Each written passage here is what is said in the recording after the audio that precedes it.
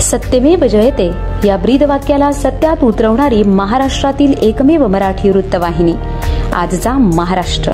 सरकारची लाडकी बहीण योजनांचे 2 हप्ते म्हणजे 3,000 हे बँकेत जमा झाले असून काही महिलांचे पैसे जमा न झाल्याने दोन्ही महिला यांनी तालुक्यातील टोकावडे, सरळगाव, शिवळे, म्हसा, मुरबाड येथील TDC bank, Maharashtra bank of Baroda येथे आधार कार्ड लिंक करण्यासाठी मोठी गर्दी केल्याचे चित्र उघडकीस आले आहे। काही महिलांचे पैसे जमा झाले नसल्याने त्या महिला नाराज झाल्याचे दिसत आहे।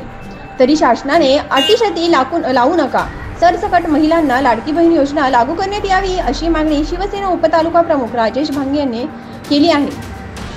आजचा महाराष्ट्र न्यूज साठी राजेश भांगे, मुरबाड।